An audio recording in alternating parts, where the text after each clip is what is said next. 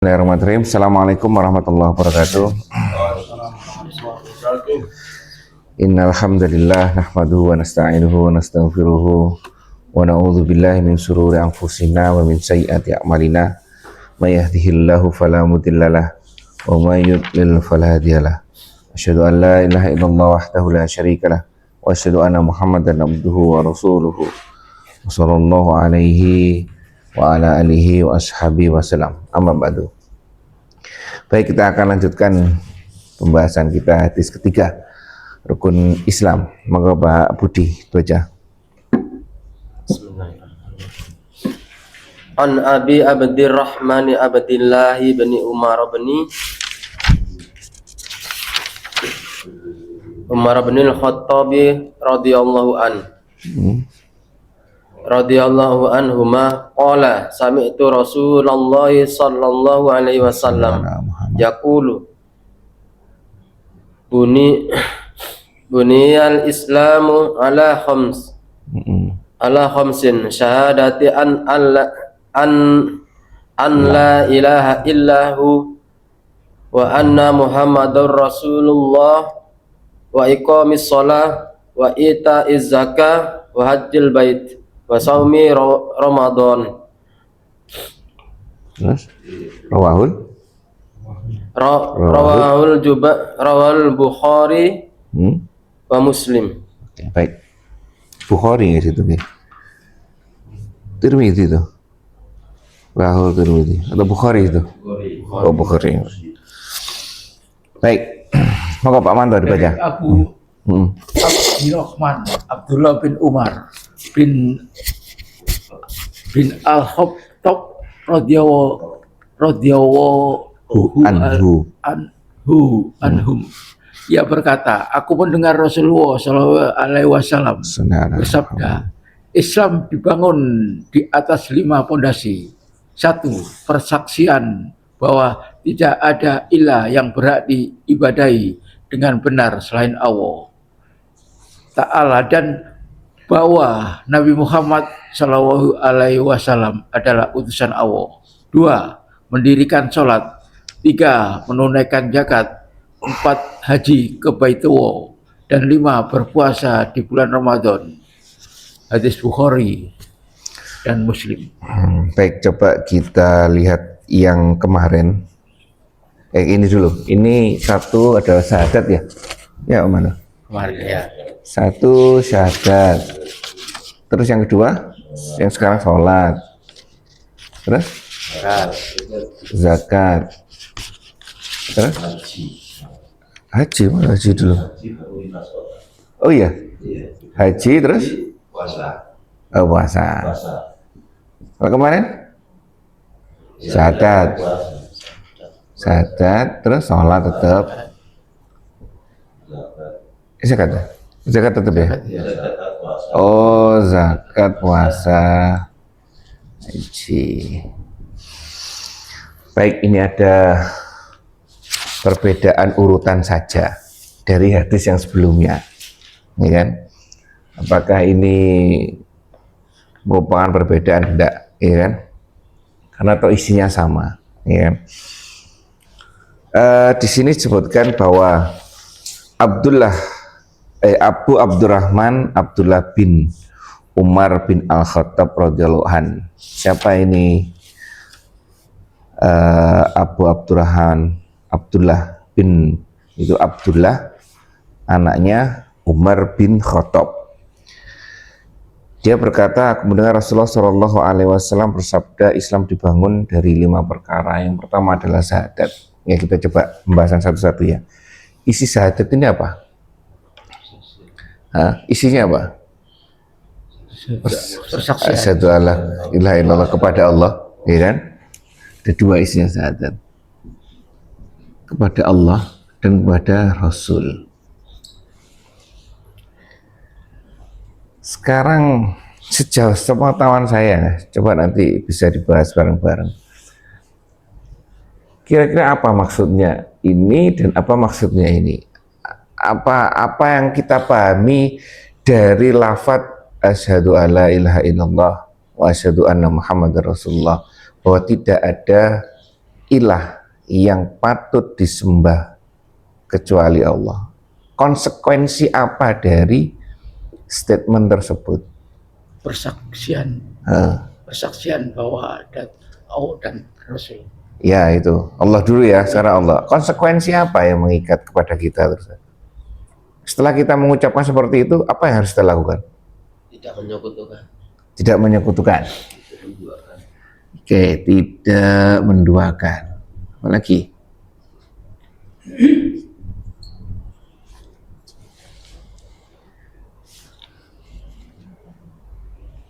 Iya, apa lagi? Tidak menduakan. Tidak menduakan, dihapus.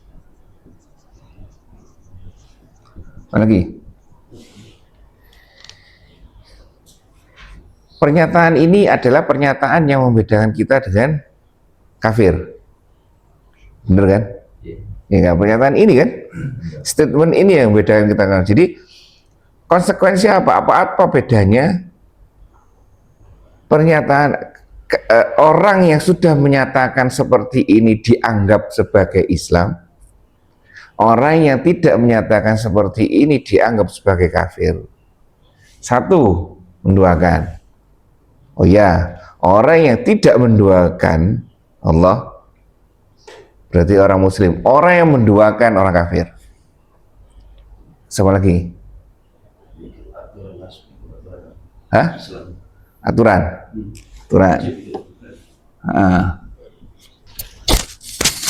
Aturan. Apapun aturannya ya. Oke, seperti itu. Apa lagi? Hah? Takwa itu prosesnya. Nah, prosesnya. Hah? Membesarkan artinya Apa? secara mutlak keseluruhan. Apa itu? Mengesahkan. Mengesahkan Mengesahkan istilahnya sama ini. iya. Itu. Apa kira-kira? Yang maha dari segala yang maha. Yang maha. Iya, Ini. yang maha. Ini muncul ini. Baik. Sejauh sepengetahuan saya terkait dengan statement Allah ini adalah satu, mengakui bahwa Allah adalah pencipta. Ya. Terus yang kedua, maha. Ya. Jelas ini yang tidak mensyirikan, tidak diduakan, mengesahkan Allah. Mengesahkan Allah. Terus nyambungnya ke sini, Allah meminta diibadahi sesuai dengan aturan yang sudah ditentukan melalui Putusan. Ya, satu, Allah tidak mau diduakan, esa, ya kan? Yang kedua, kita harus meyakini semua bahwa Allah itu Maha Esa, Allah itu pencipta, Allah itu dengan segala kekuasaannya yang maha. Alhamdulillah, terima kasih. Ya, paham ya? Jadi kita memahami Allah dulu. Kalau tidak seperti ini, berarti waspada keimanan kita. Contoh misalkan, pencipta pengatur ini ya, atau maha masuk pengatur. Kenapa kita tidak boleh ke dukun? Termasuk menyekutukan. Nah, satu menyekutukan. Menyekutukan dalam hal apa? Keyakinan. Syirik. Iya, syirik. Kenapa kok disebut syirik? Karena mendoakan.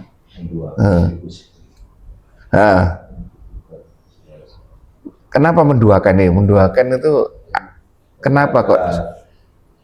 Ada kekuatan. Nah, itu loh. Berarti kita meyakini ada kekuatan lain yang di luar Allah. Tuh. Gitu ya, salah satunya itu. Al-wasilah. Wasilah perantara. Oke, perantara itu ada yang tahu nggak teorinya seperti apa? Wasilah perantara. Nah ya. Wasilah itu diperbolehkan pada, saya lupa ini, 5 atau 41 wasilah kepada orang soleh. Nah, orang soleh yang masih hidup. Yang kedua,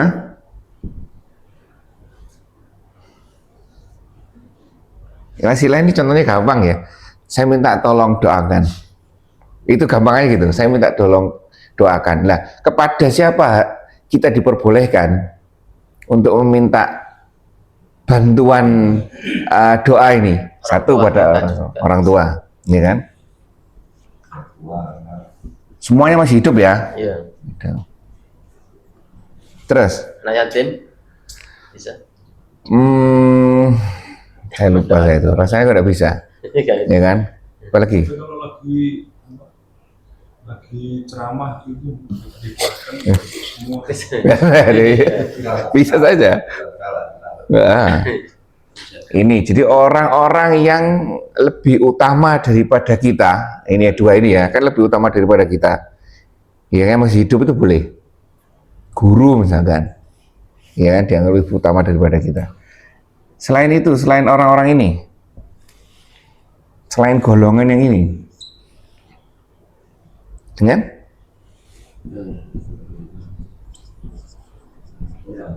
Amal. Ya, amal baik. contohnya seperti apa? Sedekah. Bukan, ya Allah, saya sudah merawat orang tua saya, ya kan? Apa, saya minta dengan amalan ini saya mau seperti ini, seperti ini, seperti ini. Bisa astagfirullah. Boleh. Boleh itu.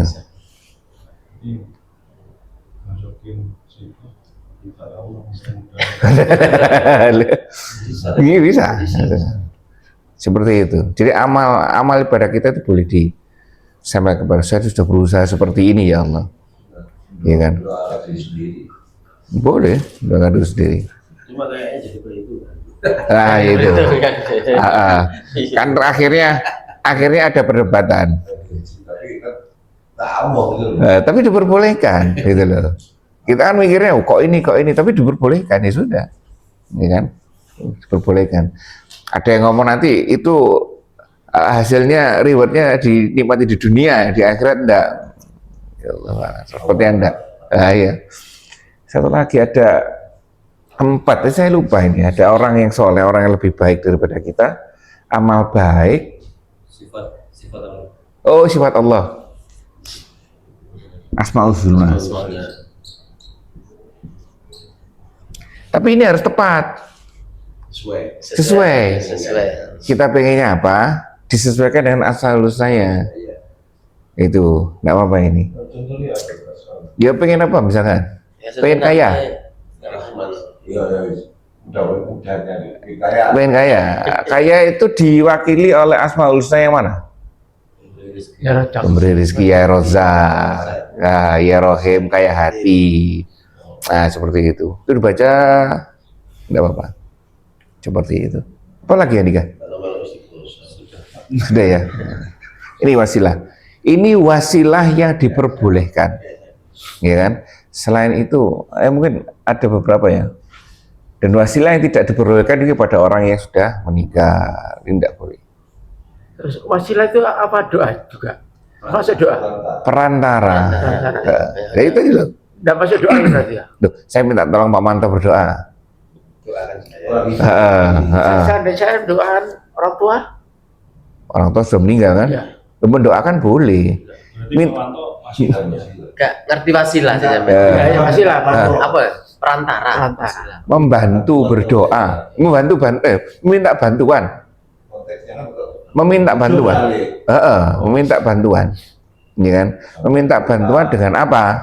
Kalau orang hidup dengan seperti ini. Orang soleh. Dengan amal ibadah kita dengan asma 3 ini kalau salah. Ya, kalau kepada orang sudah meninggal tidak boleh, ya kan? Tidak boleh. Ini ya, ini nih agak lupa saya ini satu konsekuensi kita mengucapkan la ilaha illallah itu adalah satu meyakini bahwa Allah itu adalah pencipta, pengatur, ya kan? Yang kedua, Allah itu dengan segala kemahakuasaannya, dan Allah itu mau diibadahi sesuai dengan tata cara apa yang diinginkan oleh Allah.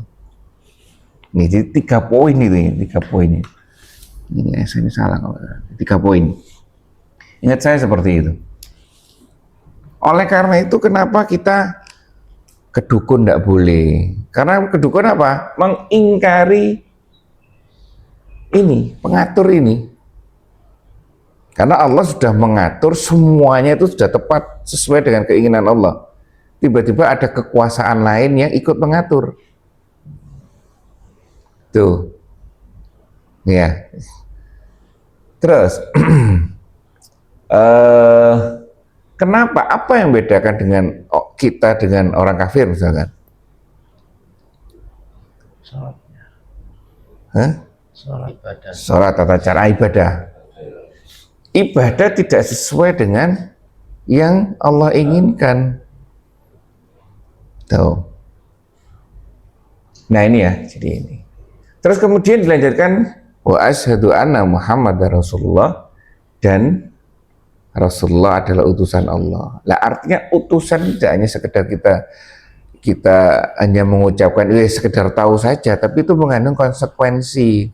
Artinya konsekuensi di sini adalah jembatan ibadah tadi. Ibadah yang seperti apa? Teknisnya itu ada di sini. Karena Allah menginginkan diibadahi dengan sesuai dengan apa yang Allah inginkan, itu tidak mungkin bisa kalau tidak ada objek manusianya. Makanya pernyataannya orang kafir Quraisy kalau nggak salah ya, kenapa kok enggak malaikat saja yang diturunkan sebagai nabi, ya kan, seperti itu kan, ke malaikat malah repot nanti, dia enggak makan. Ya kan, seperti itu ya.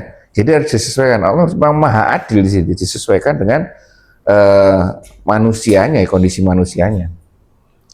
Nah berarti konsekuensinya apa? Konsekuensinya berarti tata cara ibadah ini tidak boleh lepas daripada apa yang sudah dicontohkan atau diajarkan oleh Rasulullah, utusan. Siapapun utusannya. Kalau kita zamannya adalah zamannya Nabi Muhammad SAW ini. Ini harus kita pahami. Jadi konsekuensi dari syahadat ini seperti itu. Boleh tidak kita mengatakan pada anak-anak kecil misalnya, ketika takut sholat subuh misalkan, berangkat takut gitu ya, sudah tidak usah takut, tidak ada setan. Boleh tidak mengatakan seperti itu? Salah. Hah? Salah. Kenapa salah? Ya setan pasti ada. Ya, setan itu pasti ada. Tidak boleh kita mengingkari itu. Ayo. Bohong boleh nggak? Hah? Kalau bohong boleh? Kayak Pak Manto lah.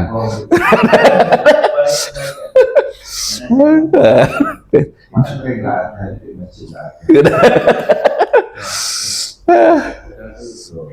Bukan anak kecil, bukan yang dewasa. Loh, itu ya, tapi tetap kita sampaikan bahwa setan itu ada. Itu pendidikan buat mereka ya. Nggak boleh. Kita sampaikan setan tetap ada. Terus keyakinan terhadap hujan mempengaruhi rizki, ya itu juga harus diwaspadai. Ya Pak Manto ya. Ya seperti itu. Jadi ini mungkin ulasan sederhana terkait dengan syahadat ini. Ada yang disampaikan, tambahkan lagi. Jadi intinya, Boleh nggak melakukan di zamannya Rasul ini seperti ini, melakukan ibadah di luar tata cara Rasul, tapi Rasul di atasnya Muhammad. Tata caranya yang dia Oh, tata cara Nabi terdahulu. terdahulu. Oh, tidak boleh. Sama utusannya. Tidak boleh. Ini sekarang zamannya Rasul kan. Ya, Muhammad. Tapi pakai aturan Nabi Musa, misalkan. Musa, Nabi Isa. Tidak boleh. Itu tidak boleh. Gitu.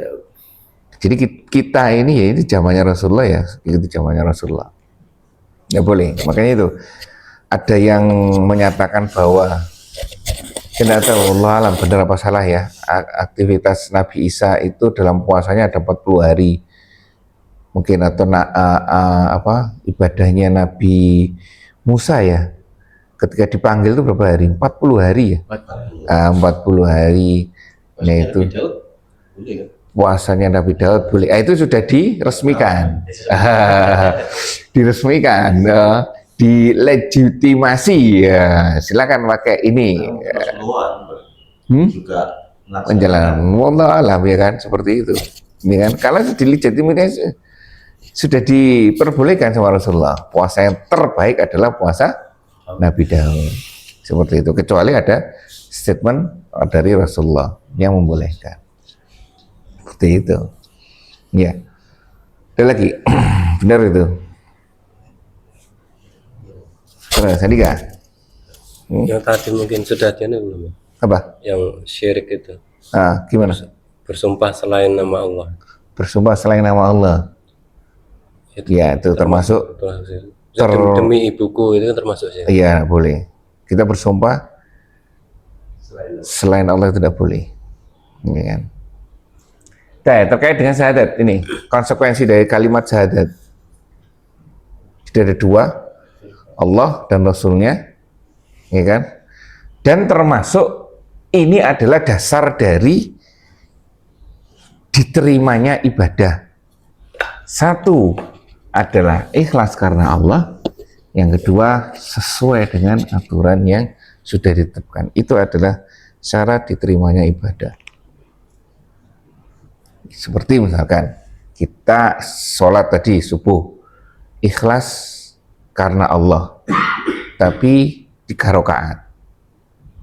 Nah, cocok kan? Sama tadi, dibalik sesuai aturan 2 rakaat, tapi tidak ikhlas karena Allah.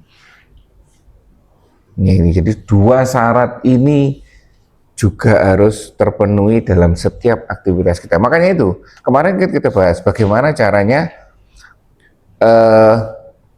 kerja kita bernilai ibadah. Satu, ikhlas karena Allah. Yang kedua, caranya seperti apa? Tahu enggak caranya bekerja itu? Jadi kan nyambung. Katanya syahadat itu pondasinya Islam. Ya kan? Berarti kita seharusnya bisa menjelaskan setiap aktivitas kita terkait dengan syahadat enggak? Tuh, harusnya seperti itu. Ya. Baik, sampai sini. Yang kedua sekarang, sholat. Sholat sederhana mohon. Sholat itu apa sih? Definisi sholat. Menyembah. Menyembah Allah. Ya, terus apa lagi? Definisi sholat adalah sembah itu bahasa Jawa itu sembah yang itu seperti sanggar dan langgar, itu kan itu diplesetkan oleh para wali kan, ya kan, sehingga tidak terlalu ada penolakan. Itu ya kan. Apa definisi sholat?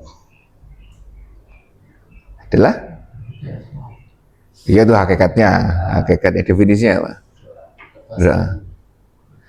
Definisi sholat adalah aktivitas yang diawali dengan takbiratul ihram dan diakhiri dengan salat. Selesai itu, gitu kan? Itu adalah aktivitas sholat. Definisinya seperti itu, suatu aktivitas yang melibatkan kewajiban rukun sholat, kewajiban sholat tindakan dan bacaan, ya kan? Diawali dari takbiratul ihram dan diakhiri dengan salam. Itu definisi sholat. Mananya macam-macam, bisa dialog, bisa berdoa, bisa macam-macam mananya. Nah, itulah sholat. Kalau sholat terkait dengan rukun dan syarat sholat. Syarat sholat apa? Syarat dan rukun kemarin. Syarat dan rukun. Syarat adalah sesuatu sebelum, kayak persyaratan kerja, sebelum persyaratan masuk sekolah. Persyaratan harus dipenuhi sebelum itu dilaku itu. Nah, sekarang apa? Syarat sholat apa? Syarat sholat apa? Hah? Wudu. Oke. Wudu. Itu wudu kan membersihkan hadis besar, hadis kecil, terus? Islam dulu enggak? Islam dulu. Islam berapa? Apa lagi? Sholat. Iya. Setelah Islam apa? Apa nanti kita urutkan? Berakal. Berakal. Oke, berakal. Terus? Syarat. Niat. Niat itu cuma rukun apa ini? Aduh, tak. Syarat. Oke, niat dari sini nanti. Mantap. Terus apa lagi? Masuk waktunya. Bener itu. Terus? Masih waktu dua kalau Balik, berakal balik ini ya. Berakal balik, bener. Terus? Tahu waktu, tahu tahu arah. Yang sepele-sepele aja. Ayo. Tempat suci. Tempat. Mungkin seperti ini ya, secara garis besar ya. Nah ini. Balik berakal Islam. Ini pertama. Islam, nah ini lagi. Islam ini waspada. Karena apabila kita tidak menjalankan rukun Islam kemarin, ini dipertanyakan. Sehingga kewajiban sholat kita juga tanda tanya. Apakah kita termasuk orang-orang wajib sholat atau enggak? Seperti nanti ya, naudzubillah min dzalik, ketika kita merasa menjadi orang Islam, ternyata dibangkitkan, dinilai Allah bukan sebagai orang Islam, kan repot. Iya kan? Nah ini jadi kembali ke syahadat ini, rukun Islam kemarin ini.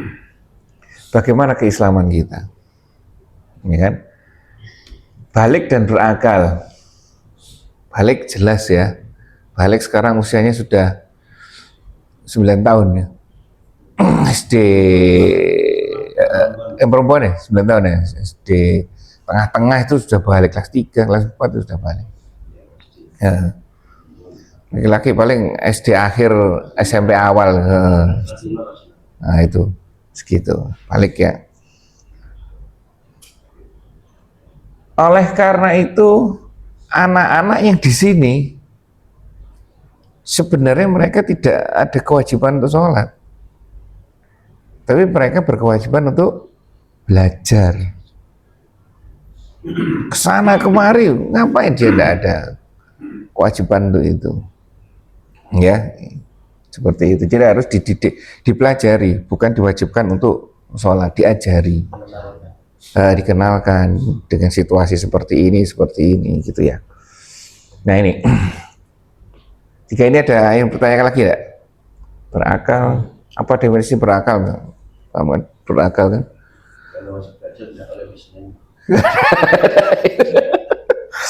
Itu harus diajari ya, harus diajari ya. Hah? Bisa batasnya mimpi bahasa. Batasnya mimpi bahasa. Mimpi bahasa kalau laki-laki kan biasanya segitu.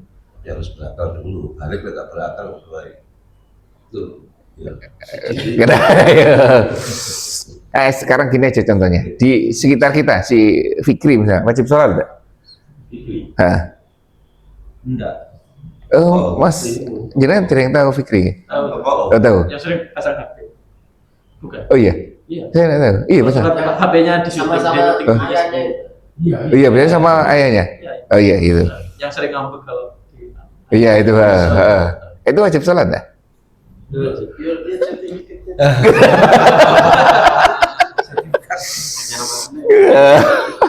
Nah itu ya, kalau orang-orang seperti itu ya Allah lah yang nanti memberikan hukuman ya, memberikan keadilan. Kayak Islam. Hah? Islami? Maksudnya? Oh, ini kembali ke lalu. Banyak rumahnya. sing di Aswin dah. Ya, Oh. Islami sering bawa HP kalau Oh iya. Itu Pak anak pikir yang dua pikir. Ya, itu gimana ya? Ya Allah, yes. Mereka datang ya, alhamdulillah. Kalau enggak ya mungkin mereka tidak terbebani oleh itu. Secara intelijensianya. Kalau ada hafalannya bagus. Nuh, itu. Nah, itu pertanyaan dari Ustaz dia jawab terus. iya itu mama gimana cara dah. Iya, berarti. Kembali lagi kan David, akal itu apa? Berakal itu apa kemarin dan berakal adalah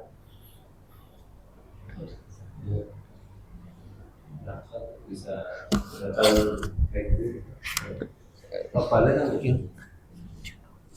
pisau. ayo. Oh, iya. Berakal gimana? Kan menarik kan? Dia termasuk berakal juga. Iya. Bedakan perempuan tuh ada. Ada. Bisa bedakan itu laki-laki.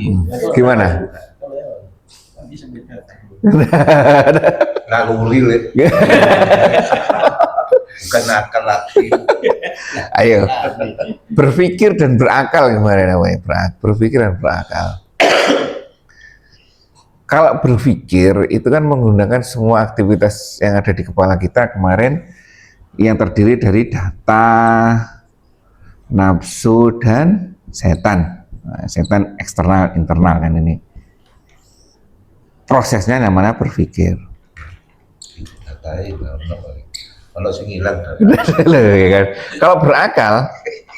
Kalau berakal ini adalah proses berpikir ditambah dengan aturan. Namanya berakal. Aturan artinya Al-Quran dan Sunnah ya. Sini. Kalau di sekolah itu dimasukkan kategori inklusi. Inklusi, ya. Jadi anak-anak yang punya kelebihan khusus seperti itu masuk ke kategori Inklusi 10% dari. ya 10% dari seperti itu. Jadi apakah anak inklusi wajib sholat? Nah ini juga. Iya. Aduh. Jadi jadi Karena hal yang ternyata inklusi itu ada tingkatan-tingkatan. Inklusi di sisi ini, sisi ini. Ada hubungan dari PK. Benar, setuju. Iya Yang kan? paling berat ya wis lari-lari kemana-mana lari-lari sampai ada yang lepas. Iya. Benar itu. Karena mereka hidup dalam dunianya sendiri. Iya. Dia itu punya dunia sendiri, ya kan? Nah ini ya, jadi berakal itu makanya kenapa akal itu yang membedakan kita dengan hewan. Karena kalau saya berusaha mendefinisikan akal dengan secara mudah, akal itu berpikir, proses berpikir ditambah dengan aturan menjadi berakal. Tuh. Makanya itu disebutkan Einstein itu belum berakal, dia masih berpikir saja. Di satu sisi luar biasa intelijensinya, tapi di satu sisi melakukan pembiaran terhadap hal-hal yang tidak sesuai dengan aturan. Seperti itu ya. Baik. Ini ya, jadi hal yang perlu didiskusikan akhirnya di sekolahan SMP kan, para murid. Gimana ini? Anak-anak inklusi yang jumlahnya 10% dari kuota, kira-kira 10% dari jumlah anak 300 300, total. paling sekitar 20-an. Nah, itu lumayan ngatur 20 sholat Jumat. Ya, satunya duduk, lainnya lari-lari. Gitu kan. Iya kan. Kalau bagus justru inklusi. Ayo ikut menyiapkan ini. Oh iya. Petnya disiapkan duluan. Sing arek-arek sing Sih. luar biasa. Itu. Bagus. Secara mereka itu visualisasi yang ada di otaknya ini yang bermasalah. Memvisualisasikan ini dalam bentuk verbal itu susah. Makanya orang-orang inklusi ini gambarnya pintar, daya ingatnya bagus, mengingat sesuatu bagus itu. Hanya saja dia mengucapkan dalam bentuk verbatim ini kadang-kadang bermasalah. Ya. Itu ya harus tugasnya guru itu gimana ini, iya kan? Nah, ya ini ya. Jadi seperti ini balik batasnya itu tadi. Kalau wanita haid, kalau laki-laki mimpi basah, apa? Hah? Keluar bulu kemaluan. Oh gitu. Sama berusia 15 tahun Hijriah.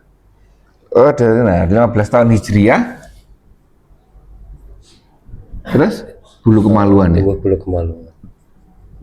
Tanda-tandanya. Sama Tanda-tanda. mimpi basah. Mimpi basah. Berarti kalau tadi bahasa tapi sekunder itu sekunder ini. Tanda sekunder tuh ini. Kalau utama mesti dua. Yang utama ya. Mimpi basah atau haid. Nah, kalau misalnya yang bersangkutan itu Enggak mimpi basah. bangun tapi lupa, nggak tahu semalam mimpi basah belum, terus panjang waktu itu sampai 17 kok udah belum ya, lalu akhir tapi udah tumbuh bulu kemaluan katakanlah kan. Iya benar ini berkewajiban ini ya, benar. Iya ini harus nunggu, nanti wajib sholat dah ini ya kan. Karena enggak ngomong. Iya. Kalau 15 tahun Tapi nak keluar dulu kadang kan sampai udah lah. ya itu kan tanda-tanda. Tanda-tanda. Terus itu 15 tahun Hijriah kan kalau dikonversi 14 tahun Ya. 6 bulan. Kurang setahun. Tapi tanda-tanda keluar bulu kemaluan. Usia Masih 13. 13 dulu. kalau 15 tahun ya berarti kan Yang besar yang kecil? Fadli Fari. Yang besar. Oh iya itu. Iya orang tua harus waspada juga ini. Anak ini sudah apa belum ini ya kan? Benar. Tanya udah keluar belum? Yang mana? Tandanya keluar apanya gitu, bingung keluar apanya gitu. Ya benar ya, inilah orang tua kan kita Tapi belajar. aku dulu itu pacaran sama istri itu SD kelas 6 aku. Namanya. Punya rasa senang. Sudah ada rasa senang. TK ya. 12 tahun. Umur berapa? 12 tahun. Bukannya Pak Manto. Ya, itu ya. Ini dasar-dasarnya ya. Terus wudhu syaratnya. Wudhu jelas. Nanti wudhu juga ada rukun dan syarat dan rukun wudhu juga. Mundur lagi wudhu ada syaratnya. Makanya wudhu ada rukun syarat dan rukun wudhu. Wudhu terkait dengan air. Air juga harus dipelajari. Airnya seperti apa yang mencukupi untuk memenuhi syarat-syarat wudhu. Ya kan, air kan termasuk bersihnya air atau air yang mensuci atau tidak mensuci kan termasuk syarat wudhu. Berarti harus belajar tentang air juga. Wah banyak nanti pendapatnya, ya kan, banyak pendapatnya nanti. Bebas selama kita punya basic belajar, insya Allah aman, insya Allah tidak masalah. Mau pakai cara yang mana saja terserah, ini kan. Jadi paling tidak kita punya rangkaian ininya ini, metodologi untuk menegakkan. Makanya di dalam Al-Quran katanya juga di segi bahasa Arabnya, kalau kita kan dalam bahasa tekstualnya kan mendirikan sholat kan, tidak mengerjakan sholat, karena di dalam teks Arabnya adalah aqimus sholat, menegakkan sholat. Kenapa menegakkan? Menegakkan sesuatu tidak hanya satu tiang, banyak tiang, dan tidak hanya mengerjakan saja. Ternyata yang menegakkan itu banyak tiang itu tadi, banyak harus diketahui sebelum menjalankan sholat ini. Ya nanti belajar sendiri nanti, ya kan? Nanti kapan-kapan juga boleh kita pelajari. Sampai air sampai nantinya, ya kan? Bahkan wudu ini salah satu cara saja ternyata. Yang penting membersihkan hadas besar dan hadas kecil, yang seperti itu. Wudhu salah satu caranya, tayamum salah satu cara yang keduanya. Tayamum juga harus tahu gimana caranya. Masa berlakunya. Masa berlakunya diperuntukkan untuk apa? Nah itu. Hah? Banyaknya apa? Banyaknya debu. Hah? Nah, ya itu nanti belajar ada 2 kula, ya kan? Ada yang tidak perlu, asal tidak berubah bau dan warnanya, ya kan? Tapi jenengan kalau di sini ada ya, di Gresik itu Tuban itu, ya mau satu gelombang gini ya, tapi warnanya hijau, loh, ya kan? Dipakai terus, ya kan? Gimana itu? Air hujan itu nanti. Kita ada hujan emang. Mungkin sekarang sudah ada, paling dulu hijau itu. Dulu di masjid hijau ini, kan depan itu kan ada belumbangnya itu toko-toko itu belumbang. Masjidnya itu di agak masuk depannya ada belumbangnya itu, ya kan? Ini warnanya hijau.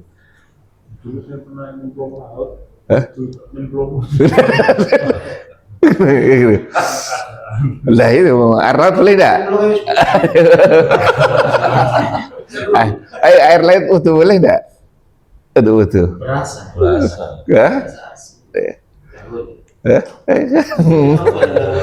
Tapi memang kalau kita tidak menjalani kita lupa. Air laut itu boleh itu. Boleh digunakan utuh. Saya ingat betul karena insya Allah boleh, karena waktu itu di daerah gempa di Palu waktu itu. Tidak di Palu, dan akhirnya di pesisir yang tidak ada listrik, belum ada listrik, istrinya mati segala macam. Pas wudu deket pantai, ada air, gimana ini? Tidak apa, wudu pakai air laut aja, seperti itu. Kalau waktu hujan banjir, masjid kan kena. Ya kalau waktu hujan kan banjir, mau menuju masjid sudah wudu posisinya. Terus kita jalan itu ya Kecipratan. bukan kecipratan aja, nyemplung. Itu nyemplung. termasuk itu najis atau enggak apa-apa ya? Itu najis. Najis ya. Pertanyaannya sebenarnya bukan itu. Apa pertanyaannya harusnya Andika? Masih sah. Nah, wudunya masih berlaku enggak? Membatalkan wudu enggak? Nah, Itu kan pertanyaannya kan? Ya. Loh, bukan kotorannya kan? Kalau kotorannya kan najis, ya kan? Hanya saja kualitas najisnya ini seperti apa, ya kan? Terus berhubungan dengan kitanya, apakah ini membatalkan wudhu? Nah, itu. Gimana? Ah, Ya, selama ini kalau saya pribadi ya kena gitu, cuman tidak cuci lagi gitu. Apa sekarang balik lagi? Apa yang membatalkan wudhu? Loh, ya kan itu kan? Apa yang membatalkan wudhu? Ya. Apa mantap? Itu buang air, keluar mani.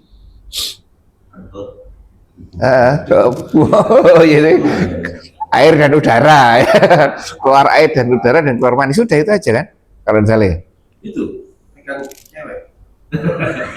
Nah itu ada syaratnya nanti ya, termasuk itu 3. Sudah itu. Selain itu apa? Enggak. Berarti itu adalah najis tapi tidak mengganggu status Maksudnya gini Mas. wudunya. Dari rumah ya. Dari rumah udah wudu. Begitu jalan kaki. Kena air hujan. Maksudnya gitu kan? Iya benar. Nah, itu Gimana? kualitas wudhunya Lagi bagaimana? cukup dibersihkan atau wudhu lagi kan? Nah, itu kan itu tadi adalah kita harus tahu yang membatalkan wudhu apa.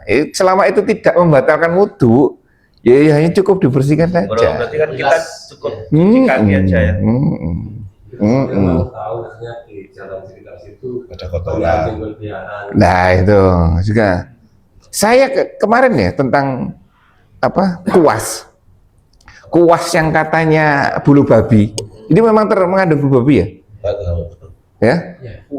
Kuas, kuas, Kurang tahu juga sih. kuas, Kurang tahu juga. kuas itu katanya ya, katanya seperti itu.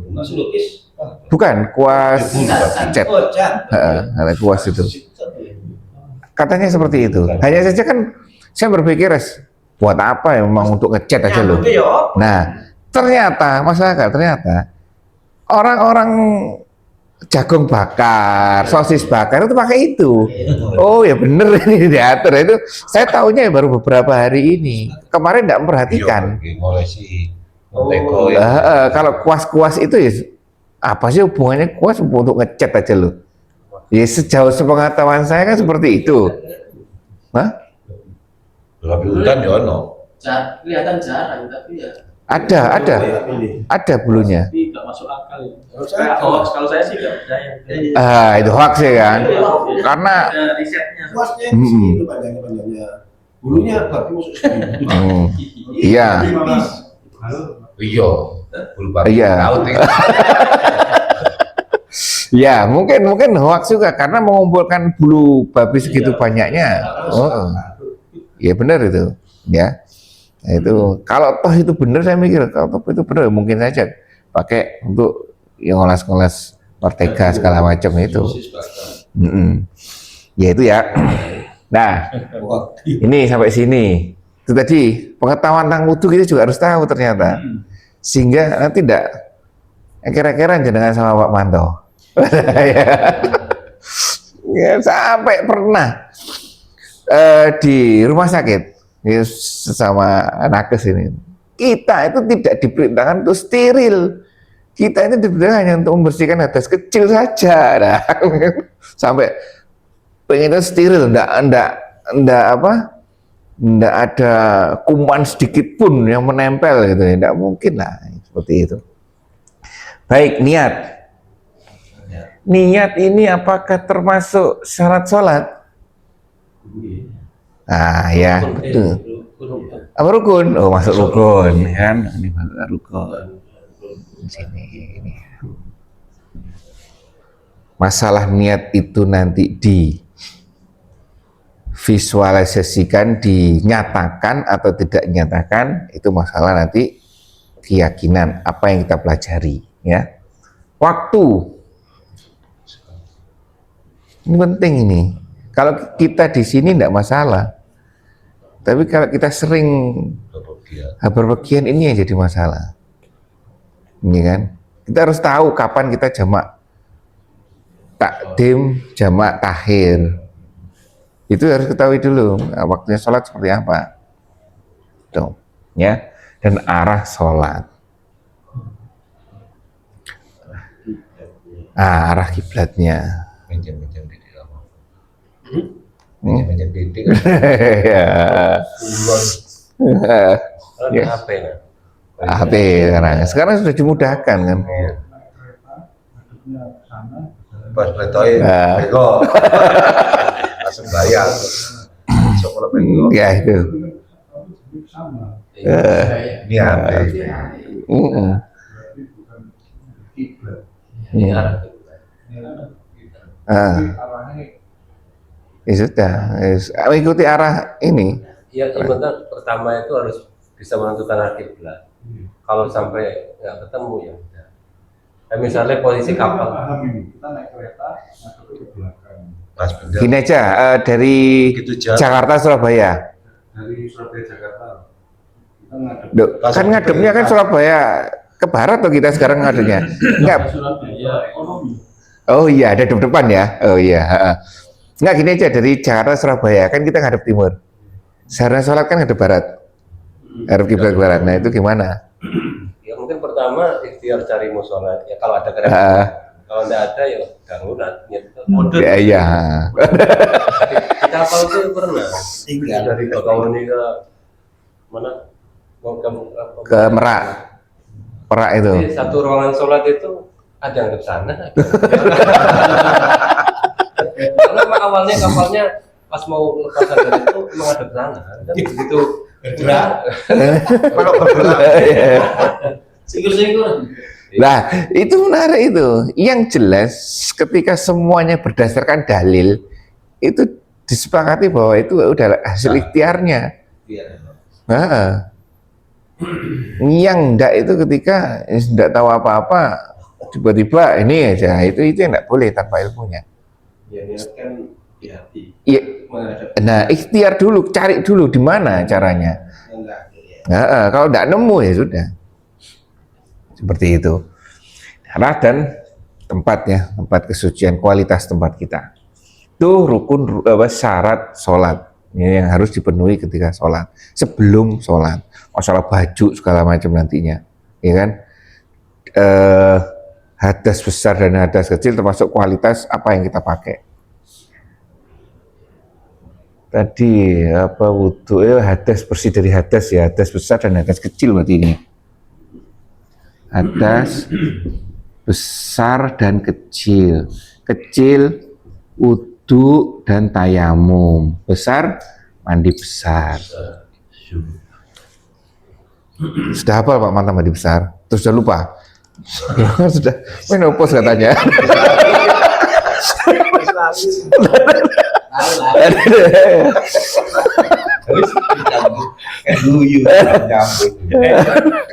Aman telani model itu. Itu ya, harus tetap Pak Manto ya. Harus belajar bagaimana mandi besar ya. Sekarang rukun yang apa saja rukunnya? Rukun sholat Yang gini Mas, yang belum belum terpecahkan itu ya.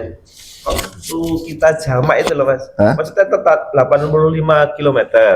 Itu yang dihitung menarik itu. Di apa sekali jalan gitu loh. Menarik itu. Menarik Pak. Menarik ya. Yang itu kan belum terpecahkan. Sejauh sepengetahuan saya nanti coba belajar bersama. Satu syaratnya harus safar. Iya kan? Safar. Safar ini ada dua. Nanti coba dicari lagi.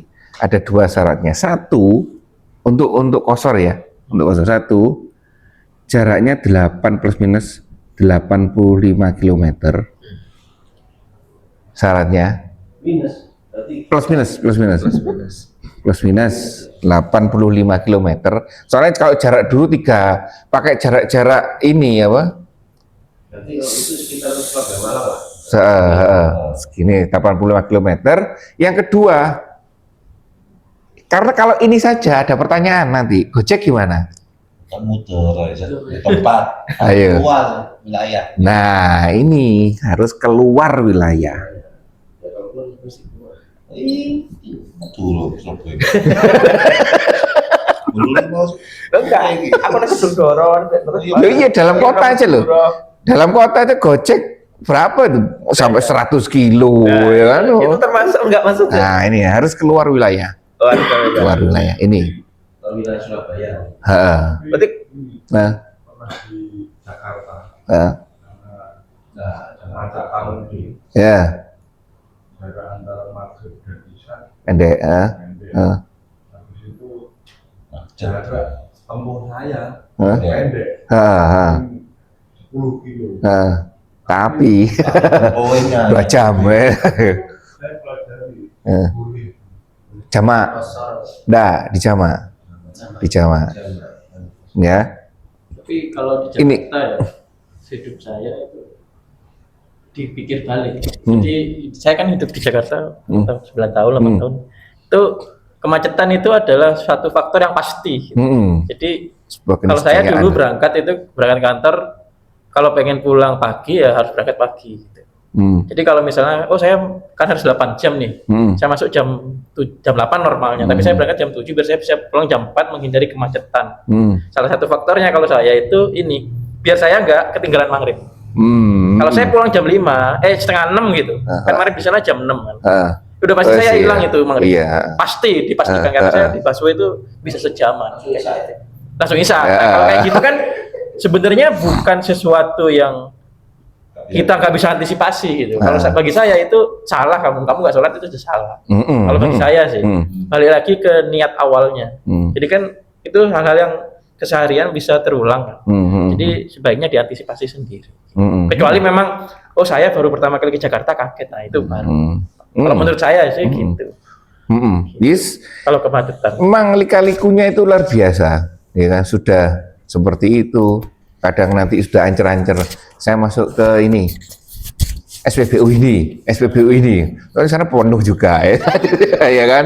Ya, SPBU ini penuh juga, yes.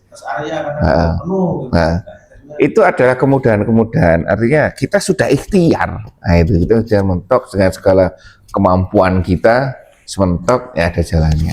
Kembali lagi ke sini. Mau gimana dia? Dia harus planning waktunya, nggak bisa udah 3 jam dari sini ke sana, dari sini. Iya. Ya, kembali lagi kan, sholat itu harus dikerjakan walaupun tidak tepat waktunya, tidak pada waktunya, Tapi ya dengan ikhtiar ya, dengan argumen, dengan reason, dengan alasan. Dengan sudah ikhtiar, di dalam ini sudah berpikir, keluar sudah melangkah, baru di situ ada jamak, kemudahan. Ya. Berarti kalau yang sholatnya di luar waktu, boleh dikodok. Yang di luar waktu itu kalau yang boleh dijamak kan hanya duhur sama asar, maghrib sama isya. Kalau subuh kan kodok namanya. Nah, kalau kayak ini Pak, sekarang kan lagi ngetren lari pagi gitu ya. Oh iya. Nah itu banyak ya Muslim sih sebenarnya. Cuman ya mereka juga sholat. Tapi kan acara running itu kan jam 4 sudah kumpul gitu. Subuh jam setengah 5. Dan mereka sholat tapi mereka lari dulu. Jadi menurut mereka masih punya wudhu gitu kan. Terus habis itu mereka sholat tuh di tempat itu. Gitu. Itu gimana? Itu kan kayak menggampangkan gitu. Kalau bagi saya sih itu kayak salah sih aturannya, kayak menggampangkan gitu. Iya. Betul. Jadi mereka bawa kayak sajadah di ransel gitu. Tapi niat mereka tuh biar saya nggak ketinggalan running. Kalau bagi saya kan niatnya udah salah. Terus mereka kan mendahulukan subuhnya. Loh, acara running sekarang kan Jaira di daerah sana. Acara running pas waktu sholat pasti. Gitu. Nah, maka kita nggak boleh olahraga kan? Gimana, Chandra? Kotor semua kan. Ya mau gimana? Sholat ya tetap pakai sepatu. Kondisi. Hutan, tayamum. Jadi namanya sholat kan bukan harus mempersulit diri, harus mandi, harus ini, kan cuma menghilangkan hadas kecil dan besar ini. Jadi mau kondisi seperti apapun ya tetap sholat, mau beraktivitas kayak apapun tetap sholat. Kalau mau lari di tengah-tengah waktu sholat dia keringetan ya nggak masalah juga. Kayak kuli-kuli itu mau gimana? Apakah dia harus suci mandi dulu? Harus mandi kan enggak? Semampunya. Oke, gimana? Itu deh. Moga. Tapi di satu sisi itu termasuk dakwah juga. Lainnya ada sholat soalnya. Kayak Pak Mantor dia. Gimana Bu? Ini seumpama kita mau perjalanan dari Surabaya ke Solo, sekeluarga. Terus di sana nyampe di Solo itu nginap kan berapa hari nah. Itu tiap harinya jamak nggak apa-apa sholatnya itu nanti Jadi nanti tergantung belajarnya. Ada 4 ulama yang kita akui kan. Mulai dari diperbolehkan hanya 3 hari sampai 1 bulan sampai selesai safarnya. Atau sampai ada yang menyatakan ini, pokoknya tidak ada niat untuk tinggal di sana. Selama itu boleh bertamu. Iya, ada yang seperti itu. Nanti kembali kepada kita belajar mana A, B, C, D, kita paling sesuai yang mana. Itu ya kan, nggak apa-apa. Nggak boleh pindah-pindah ya, disesuaikan kondisi, ikut mazhabnya. Boleh, mazhab itu hanya apa ya? Jadi sholat ini saya cocok ini misalkan. Nanti waktu apa namanya? Coba gini aja. Kalau yang sederhana ya, kalau seperti itu ya. Kalau saya menganggap seperti itu, mazhab itu hanya seorang ulama besar yang sudah berpikir dengan segala keilmuannya memberikan cara kepada kita, ya kan? Ada ulama 4 yang kita ketahui kan, yang seumum. Jadi kalau kita mentok terhadap sesuatu, ambil mana? A, B atau C atau D. Itu aja, kita ambil salah satunya. Contoh misalkan, pertanyaan saya, bagaimana cara membersihkan alat makan dari hadas besar? Dari najis besar. Kena babi, kena daging babi. Piring, guys. Piring, sendok, dan garpu. Gimana caranya membersihkan itu? Sabun aja. Air mengalir. Salah satunya Salah satunya Nah, itu kan. Ada 2 memang ulama itu. Yang satu 61 atau 71 ya? 61. 6 tanah, 1 air. 6 air 1 tanah, kembali 6 air 1 tanah. Yang satunya hanya cuci aja selesai. 1 cuci aja selesai, ya kan? Kebetulan kita menganut yang 61, kekeh pokoknya, ya kan? Tanpa sadar, kalau kita makan di food court, yang bukan yang merek sendiri-sendiri loh. Kan food court kan ada yang punya Texas, KFC itu sendiri-sendiri, dia punya sendiri. Terus ada yang bakso Pak Jo, tahu campur ini kan? Itu piringnya itu 1. Piringnya 1 untuk semua. Dan salah satunya ada babinya.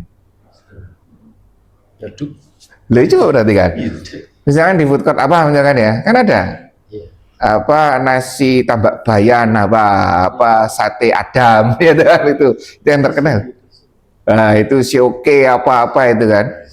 Ya kan, itu kan babi. Dan alat makannya yang bereskan siapa? Yang kelola. Pengelola itu. Jadi 1 kan. Iya, 1. Kalau kita kekeh dengan 61 tadi, kita tidak boleh makan di situ. Wadahnya cuma tempat penggoreng. Lah, karena kita sesuai dengan keilmuan kita itu najis maksudnya. Iya kan? Tapi kalau yang satunya ya cukup dengan air, cuci selesai. Udah, selesai. Bukan tapi babi itu enggak najis. Dimakan. Kalau dimakan najis. Kalau dimakan kan enggak najis. Semuanya unsur babi semuanya haram, termasuk bulunya tadi. Kalau misalkan benar itu bulunya haram, tidak boleh, ya kan, seperti itu. Iya, mantap. Terus biksu itu katanya dinginnya ada babinya. Oh, tidak tahu itu. Pendinginnya babinya. Lu kan sudah ada MUI-nya. Kalau sudah ada MUI selesai sudah.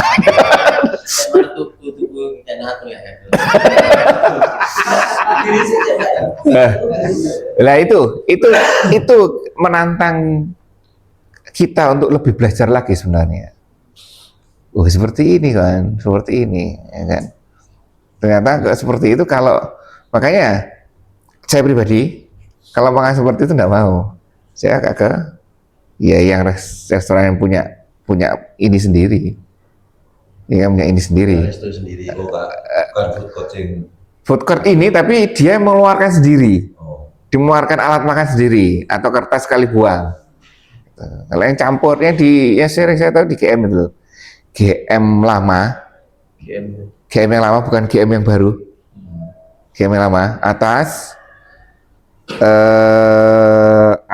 paling atas kan ada food court tuh. Ada AW. Terus food court itu kan ada food court yang merek-merek. Iya kan? Ada merek-merek, ada yang ini, ada yang apa kebab apa ya AW dan segala. Yang sini yang bulat. Yang sini itu kan ada bakjo, ada ini, ada bakso, ada tahu campur rujak, ada babi ya itu. Ini yang lola manajemennya. Jadi piringnya dari satu. Dari satu. Kelihatan dari piringnya. Lokalnya sama. Sama. Putih ada logonya. Itu jadi satu. Termasuk tempat masaknya itu sama. Satu. Oh enggak, tempat masaknya enggak. Maksudnya beda-beda. Tempat apa beda? Dipakai semua. Itu. Kalau ITC itu? Itu tidak pernah ke TC ya. ITC ini toh yang meragukan cuma aku itu. Tapi itu sendiri kok Pak. Sendiri ya, maksudnya itu. Mereka punya Kayaknya sendiri ya. sendiri. Soalnya sering Sendiri. Yang perhatikannya itu. Tapi kok di yang buang sampah loh kok dia dari satu ya?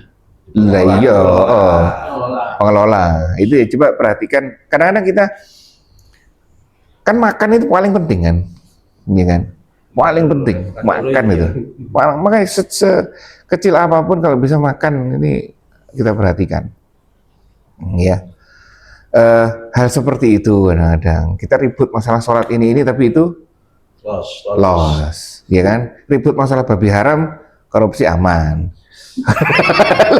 Nah, ya, di depan kan babinya haram, tapi dikasih uang aman sudah, tidak haram jadi ya. yang haram cuma babi. Lah ya. Ya itu ya. Korupsi ya? Ya itu ya. Nah, kecil itu kadang-kadang kita perhatikan. Oh ternyata seperti ini, ya kan? Kalau kita mantap tadi, kalau misalnya kita kekeh seperti itu ya konsekuensinya adalah kita tidak makan di sana karena kita makan itu masih najis, ya kan? Kalau kita beranggapan, enggak apa-apa ulama itu kan ambil ini boleh, ambil ini kan itu hanya memberikan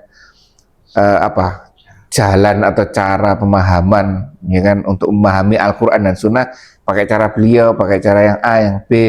Kalau kita pakai cara ini lebih mudah sekarang.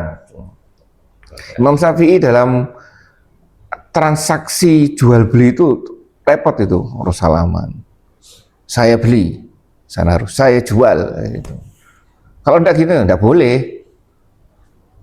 Enggak boleh. Udah kalau ini kesulitan pakai Imam Syafi'i, pakai imam lainnya aja. Seperti itu. Kalau makan pakai Imam Syafi'i yang lebih preventif. Kalau imam lainnya bukan salah, tapi kalau lebih serak sama ini, silakan itu.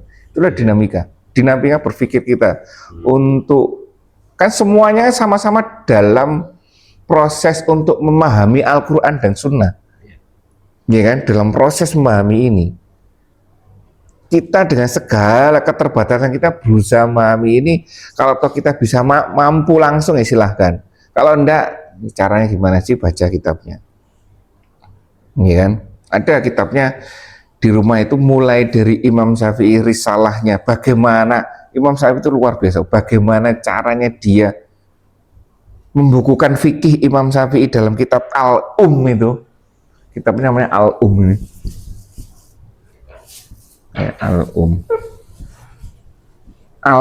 Ini ada namanya sebelum kitabnya itu Ar-Risalah. Ditunjukkan bagaimana saya menyebutkan bahwa kunut hukumnya seperti ini, misalkan harus dilakukan setiap subuh, panjang sekali. Ini menurut kitab Al-Quran ini riwayatnya seperti ini, runtut sekali, menarik sekali kalau belajar tersebut. Ini kitabnya sudah tebel, ini tebel juga, tapi menarik ketika kita baca, menarik. Ya Pak Manto ya, itu ya. Baik, sabar ini nanti ya, kembali ke rukun ini tadi. Rukun salat apa saja? Niat, terus takbir, terus semua gerakan sholat, ya kan, gerakan sholat, terus Al-Fatihah, terus salam, selesai sudah. Ya, ini. Ada yang lain, ada yang tumak nina. Oh ya, ada tumak nina. Tumak nina betul. Tumak nina dan tertib. Nah, tertib betul. Betul, ini ya. Sekarang wali. Niat, harus niat ini. Harus niat. Ya kan? Makanya diperbolehkan kadang imam dan makmum beda niat itu boleh. Terutama salat perjalanan ya. Salat perjalanan atau di sini Pak Manto terlambat sholat Isya. Isya aja. Ya, ya. Gini bos. Gimana. Pengalaman pribadi. Sholat maghrib belum sampai ke rumah. Sibuk kerja. Iya. Gampang. Terus sini Isya. Nah, terus Maaf, imamnya kan rokaat ke berapa? Isya. Saya niatkan maghrib. Tapi saya nunggu dia imamnya sudah satu salam. Sudah satu kan. Kan nanti terakhir 3. Dan saya maghrib, imamnya Isya. Lah ini luar Sambil minum air. Loh, luar biasa ini kan. Lah gitu. Ya seperti itu bagus itu, ya kan? Padahal ketentuannya kalau udah ini langsung masuk, jangan Nunggu salam mau nunggu rokaat pertama? Nunggu rakaat pertama. Rokaat pertama. Enggak jadi papat lah. Saya tak barengnya langsung. Nunggu salam. Nunggu rokaat pertama. Rakaat sama. Tiga kan 4 ya. Iya. 3 rakaat. Atau salam, habis itu Isya langsung ikut. Itu enak ya. Dikasih cara sama Pak Chandra loh, ya kan? Pak Manto tapi enggak ada Pak Manto. Tinggal satu kan, tinggal nunggu imamnya baru ini masuk, selesai dah. Sholat Isyanya ketinggalan. Nah kan Pak Chandra itu tidak. Isyanya masih ikut jamaah. Loh, terus gini. Ada itu masuk langsung tak tempel lah. Bisa. Masuk. Tinggal ini. Iya. Sudah imam. pindah luar berarti. Iya pindah. Mbak iki iki Asbuk kok. sing telat-telat. Set. Langsung mlebu. Langsung bisa. Pengalaman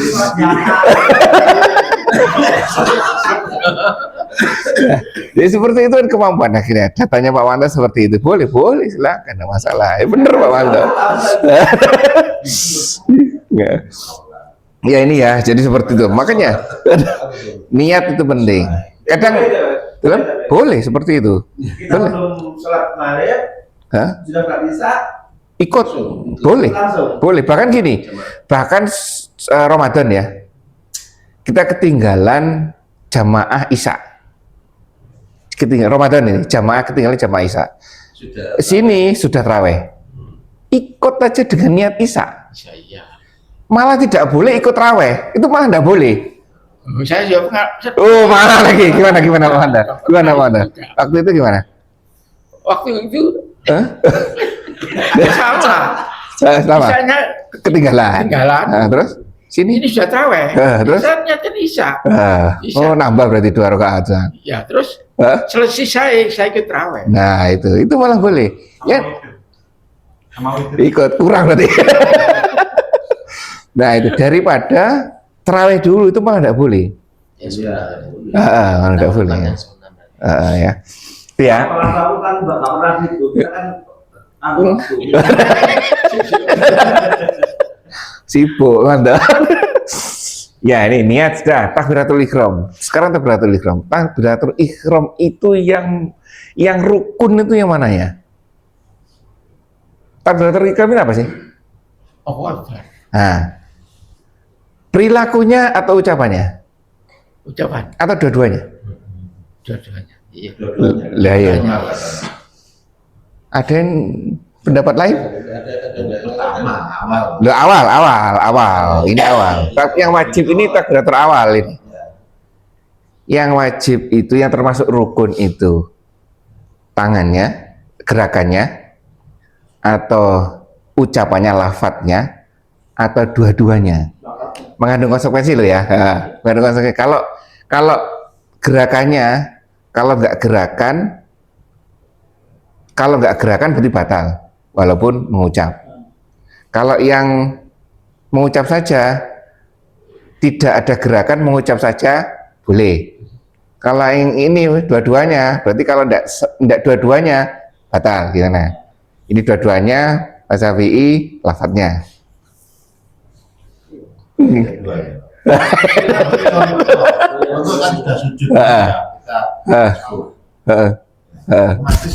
Kita nggak membaca takbir dulu, memang nggak usah Gerakan. gerakan sama takbir kita langsung ikuti Lah iya, gerakan dan takbir itu yang termasuk rukun takbiratul ihram. yang pertama. Ini gerakannya atau lafadznya?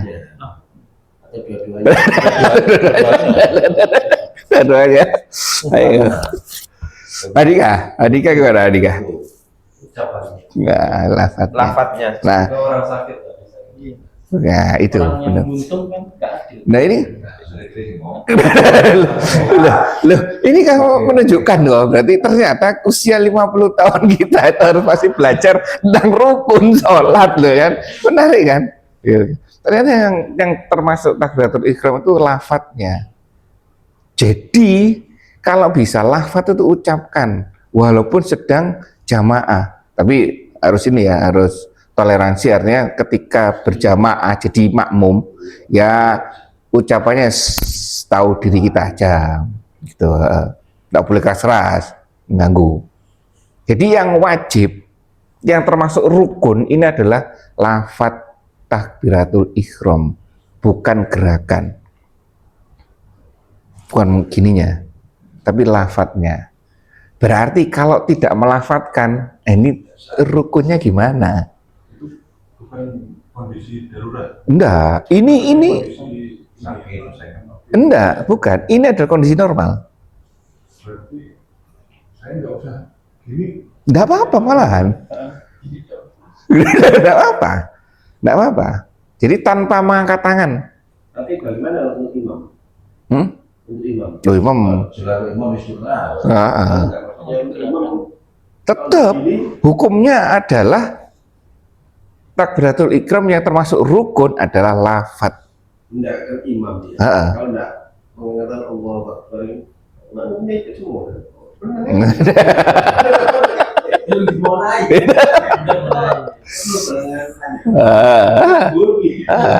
Itu ya. Sunnah, kan sunnah.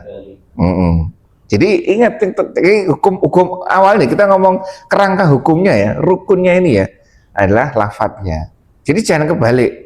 Kita sering kadang gini saja lafadznya enggak terucap. Nah ini yang tanda tanya. Kita harus perhatikan hal yang sekecil tersebut. Kita malah kebalik kan, ini tapi enggak terdengar. Nah, itu. Padahal enggak masalah. Yang penting lisannya itu yang jadi rukun. Itu ya. Gerakan sekarang. Gerakan semuanya, gerakannya ya. Gerakannya termasuk rukun. Bukan mengangkat tangan, mengawali gerakan, atau yang katakan ada kan Sami Allahu liman hamidah. Nah itu mengangkat tangan, bukan itunya ya. Maksudnya gerakan ruku, gerakan iktidal, gerakan sujud itu yang termasuk rukun, ya termasuk rukun. Bukan mengangkat tangan lainnya itu ya. Nah. Terus Al-Fatihah jelas, ya ada. Ini keadaan normal ya. Salam ya, tumakniyah dan tertib. Ini seharusnya di rukun ini ada, saya lupa, ada dua lagi. Ada yang boleh dilaksanakan, ada yang ada yang sesuatu yang dilaksanakan apabila tidak dilaksanakan mengandung konsekuensi, apabila tidak dilaksanakan tidak apa-apa, yang satunya tidak dilaksanakan mengandung konsekuensi. Itu ada nanti. Ini keadaan normal ya, keadaan normal seperti ini. Nah, sampai sini ada pertanyaan mungkin. Tumanina gimana? Hah?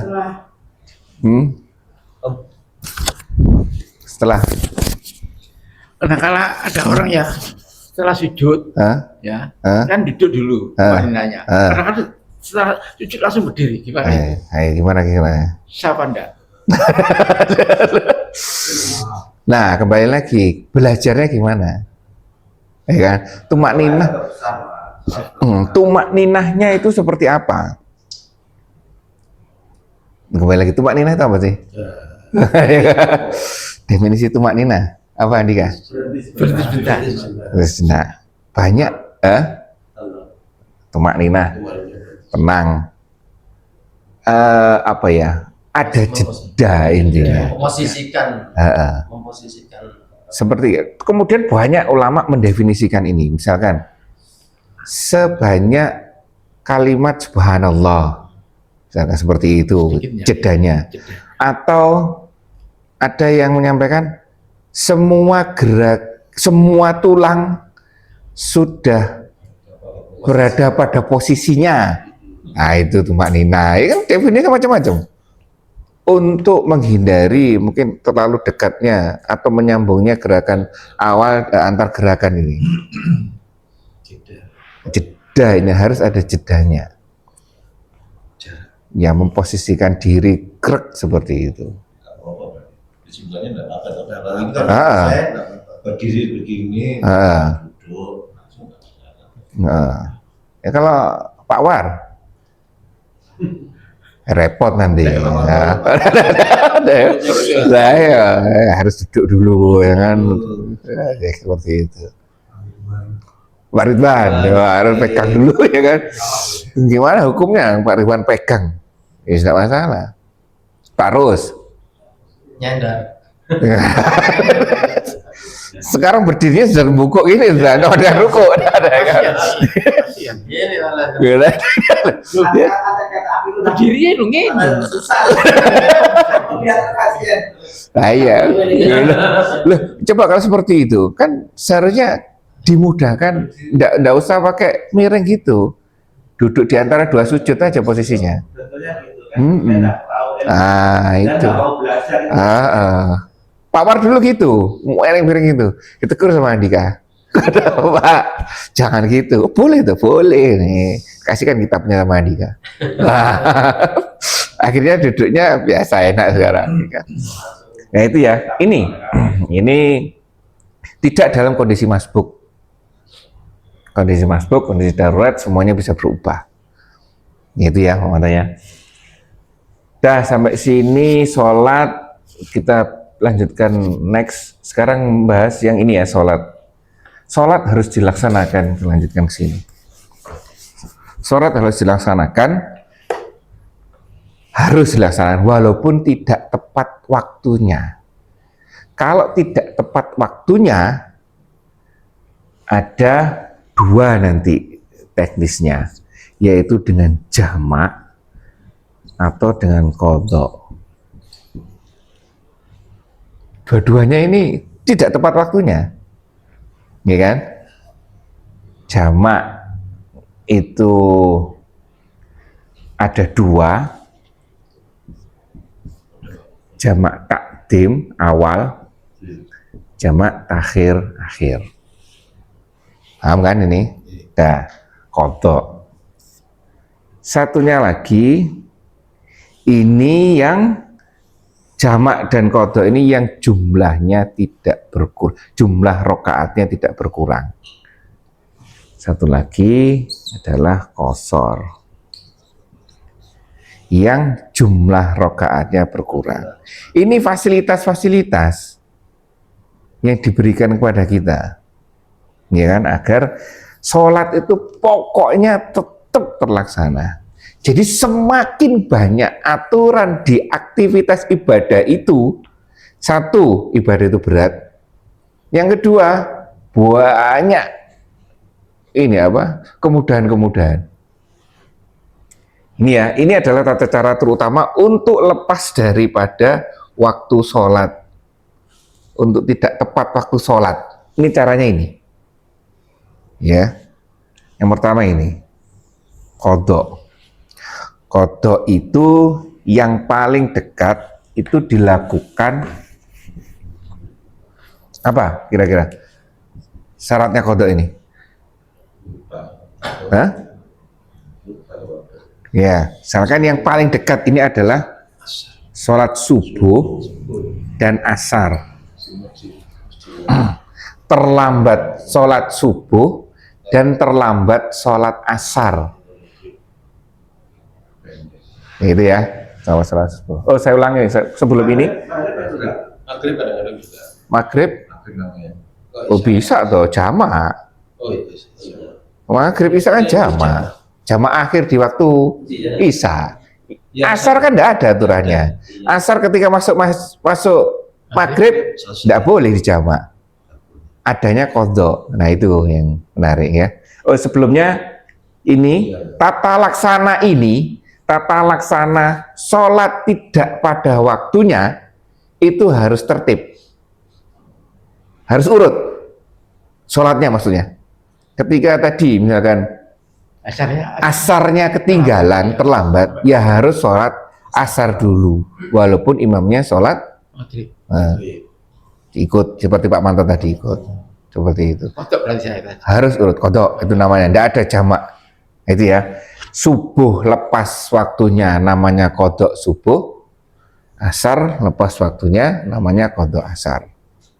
Itu ya, kalau duhur dan asar jamak fasilitasnya. Maghrib dan isya jamak juga ada fasilitasnya. Oke, ini ya. Jadi qadha itu satu ini. Yang kedua apa? Yang kedua yang telah lalu. Ya, lama, yang lama-lama. Nah, yang lama-lama. Musal-musal. Ah, itu. Yang telah lalu, hanya saja harus ingat. Harus ingat.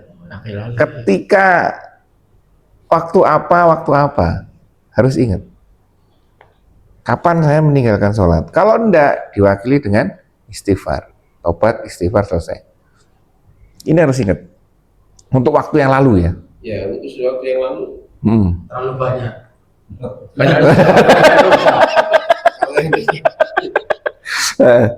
Isak misalkan. Pernah los 2 kali isak itu.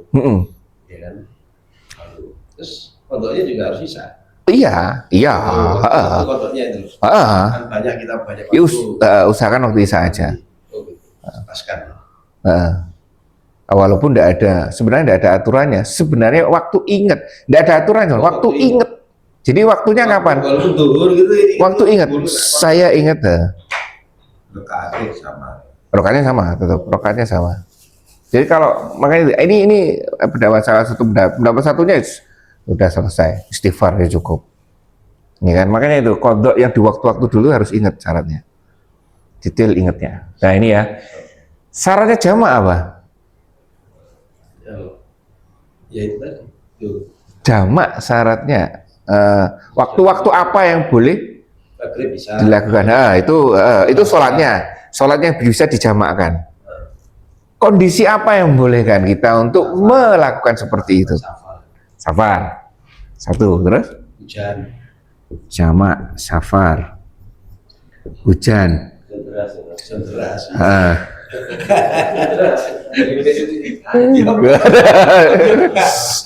Terus? Hujan, terus? Hah? Bahaya.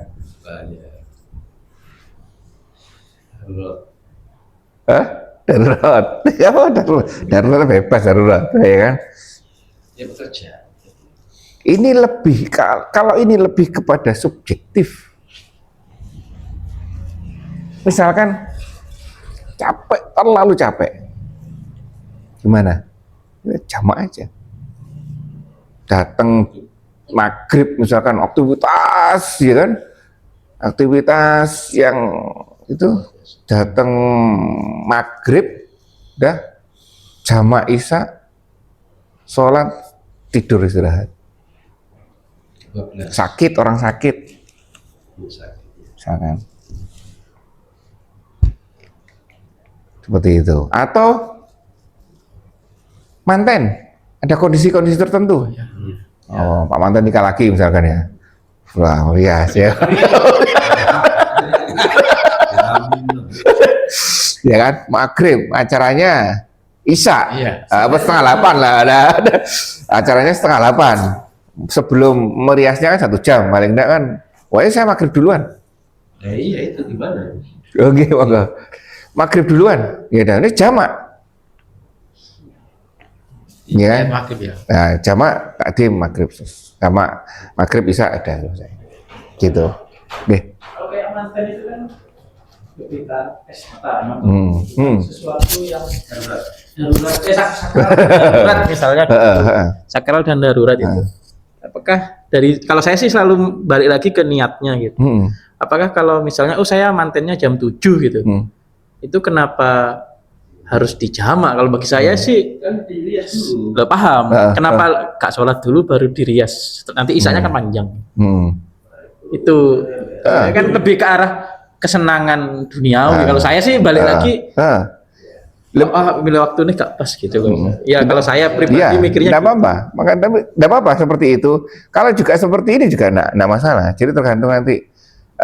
Makanya reasonnya argumen kita ada fasilitas seperti ini, seperti itu ya. Mungkin Jadi bukannya ke isaknya, ke maghribnya. maghribnya, Iya, isaknya maksudnya. Maghribnya sholat dulu. terus nanti isaknya mundur, panjang. kayak mungkin sampai 24 jam. Ya sampai subuh. Maksudnya kan biasa jam 4 gitu loh maksudnya. Ya mungkin seperti itu. Yes. Panjang biasa. Iya, iya. Ya, kan jam 4, maghrib kan pasti nggak nutupi. Jadi banyak argumen, banyak alasannya. Jelas itu tadi harus kita harus punya argumen. Saya Andika tadi hujan gerimis, tapi suaranya di situ keras, kan itu keras tuh suaranya. Waduh, hujan besar rasa Jawa. Keluar gerimis toh. Ya, ini seperti itu ya. Jadi pokoknya by argumen, by dasar kita ada menjalankan fasilitas ini. Kalau merasa itu, saya nanti aja silakan. Ya kan, kalau ini seruput, ya silakan. Ya, fasilitasnya ruksoh, ya kan, ruksoh seperti ini. Dan termasuk juga safar ini masuk di sini. Ya kan, bahkan ada salah seorang ulama bilang kalau tidak ada apa-apa, silakan aja. Oh seperti ini, haji itu di Mina, itu contohnya itu di jamak, itu di jamak. Kita walaupun di sini enggak, jadi waktu itu ada diskusi, kita di sini enggak ngapa-ngapain, kita di sini ya duduk zikir, guyon, makan, selesai. Kenapa harus jamak? Gampang, contohnya di jamak soalnya. Rasulullah ini di jamak titik itu aja. Ini seperti itu. Itu kan keringanannya dari tapi kalau Tidak masalah. Tidak masalah. mau ngambil boleh, tidak ngambil ya. Kalau ngambil harus sesuai dengan reasonnya, alasannya. Alasannya apa? Itu yang paling penting. Alasannya apa? Tidak diambil, tidak apa-apa. Ya kan seperti ini. Ini yang jamak. Iya. Jamak.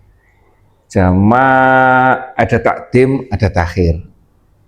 Ya kan, jamak ke depan atau jamak ke belakang. Itu tata caranya. Jumlah tidak boleh dikurangi. Sesuai rakaatnya, ya. Nah, ini yang terakhir adalah qashar.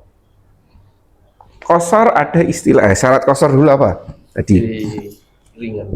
safar 85 kilometer. 3 hari. Nah, ini jumlah hari tergantung. 4 itu kalau tidak salah 4 itu harinya itu jadi 3. 3, 5 sama 15 kalau nggak salah. 3 hari, 5 hari sama 15 hari, saya lupa. Beda-beda lah. Terserah. mau ambil yang mana? Iya kan? Misalkan dari sini ke Malang 100 kilo. 100 kilo lebih ya. 5 hari. Kan kita masih dapat keringanan nih kan? Udah ikut. Pindah ke Lumajang 5 hari. Nah, sales ini ya. Sales 5 hari. Iya kan? 5 hari. Terus pindah lagi ke Banyuwangi 10 hari. Gimana? Boleh nggak jamak kosor terus? Diperbarui. Ayo, kan diperbarui terus kan? Pindah tempat terus. Gimana? Ya menurut aturan boleh. Silakan, nggak masalah. Kan kembali ke yang tadi. Diambil aja. Ambil, silakan, enggak silakan.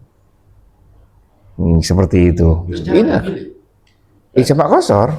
Jamak kosor. Tidak melaksanakan jamak kosor. Ini syaratnya dulu ya. Oke, ini syaratnya ya. Oke. Enggak ya. Ini cara pelaksanaannya ada takdim sama takhir. Ya kan? Ada ke depan, ada ke belakang. Nah, kalau takdim berarti di waktu duhur. Sholatnya duhur dulu 2 rakaat, baru asar, salam, terus 2 rakaat, asar, salam. Udah selesai. Gitu. Ya. Ini adalah tata cara. Nanti juga di ini. Boleh enggak misalkan, ini fikih soalnya ya. Misalkan Pak Manto mana? Blitar ya? Enggak, yang di desa. Yang jenengan punya warisan tanah. Oh, Galek. Ah, di situ Pak Manto berangkat duhur, Lumajang kan? Duhur. Kan jelas toh, Trenggalek kan berapa? Hampir 200 kilo ya? 200 kilo. Udah sawar dan ini sudah terpenuhi. Iya kan? Tapi Pak Manto jamak kosornya di sini. Berangkat dari rumah, jamak kosor baru berangkat. Jamak kosor dulu baru berangkat. Lo guru safar ini. Pak Manto sudah safar. Pak Manto keluar dari rumah naik mobil. Mampir masjid. Gimana? Kosornya. Jamak kosor Pak Manto. Kosornya belum. Jamaknya sudah boleh, kosornya yang belum boleh. Oh. Lihat itu, jaraknya kosor apa? 85. Sudah memenuhi nggak? Belum. Kecuali kayak mau Jembel. Kali ini kasusnya Pak Manto. Kalau kasusnya Pak Manto, kasusnya Pak Agus wes dari rumah satu keluarga, aku sendirian berangkat, sini duhur, pas adzan mau ke Malang kan 100 kilo, langsung jamak kosor, duhur dan asar 2 rakaat salam, 2 rakaat salam, baru berangkat ke Malang. Boleh enggak? Itu tadi. Ya itulah sih. Yang enggak boleh itu kosornya. Kalau jamak sudah boleh. Boleh ya.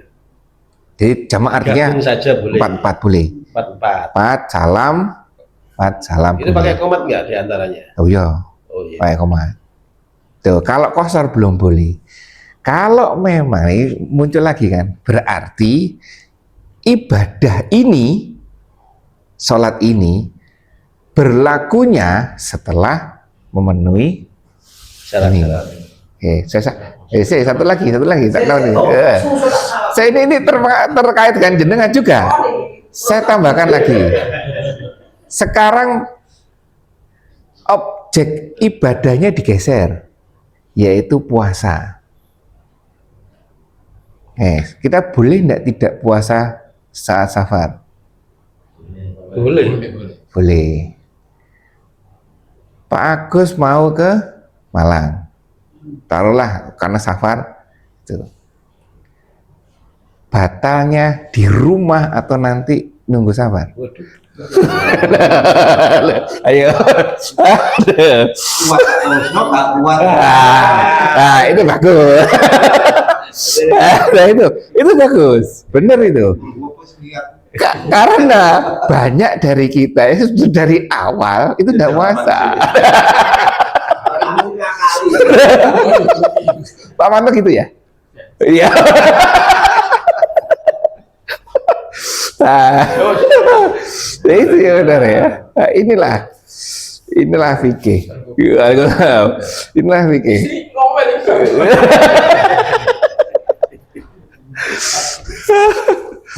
Ya ini ya. Ada yang mungkin ditambahkan terkait dengan kewasaran. Usahakan seperti itu. Keluar dulu.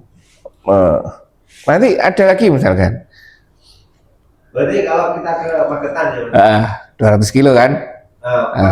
Kita kan Pak Mas Wawan. sholat dulu di sini, langsung Jamak, tapi tidak boleh kosor ya? boleh. Jangan keluar rumah.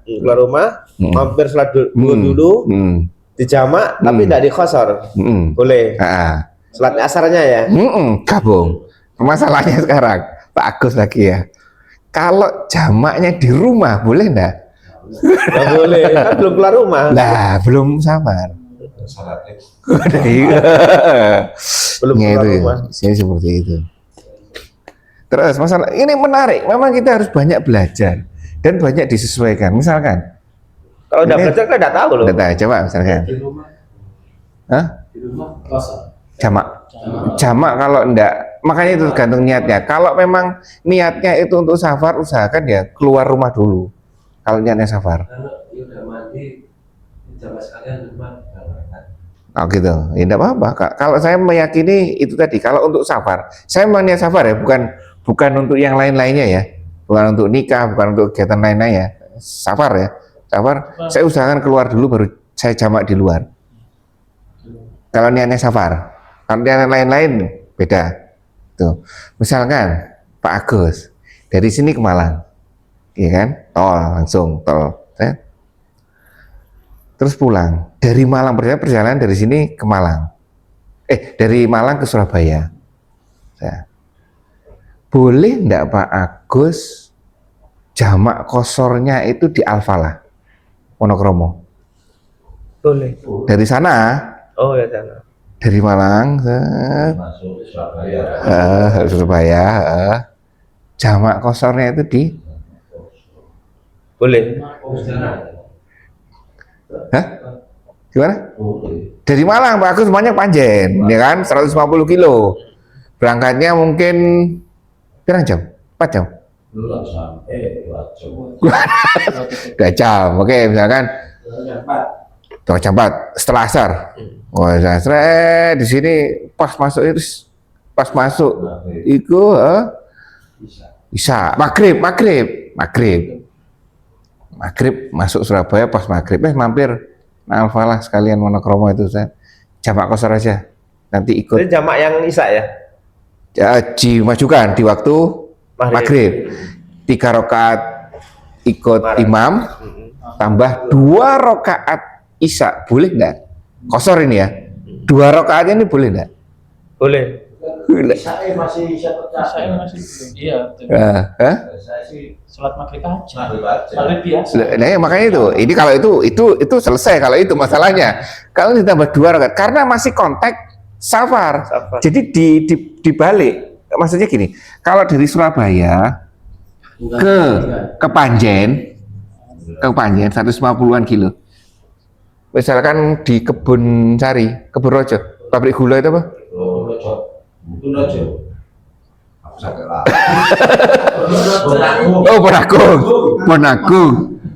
Bonagung, iya kan? Di jamak kosor di sini boleh enggak? Berangkat dari sini.